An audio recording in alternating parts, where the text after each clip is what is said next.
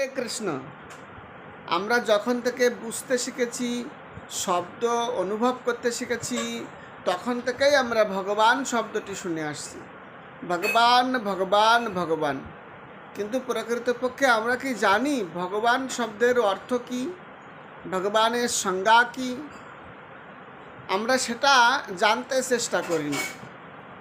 প্রকৃতপক্ষে ভগবান, যার রূপ আছে তাকে রূপবান বলা হয়, যার গুণ আছে তাকে গুণবান বলা হয়, যার ধন আছে তাকে ধনবান বলা হয়।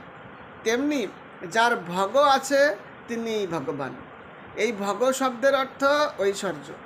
ঐশ্বর্যস্য সমগ্রস্য বীর্যস্য যশস্য শ্রিয় জ্ঞান বৈরাগ্যস্যৈব সন্ন্যং ভগৈতিঙ্গনা। সমস্ত শ্রী, ঐশ্বর্য, যশ, বীর্য, জ্ঞান, বৈরাগ্য, ষড়ৈশ্বর্যের যিনি পূর্ণ অধিকারী তিনিই ভগবান।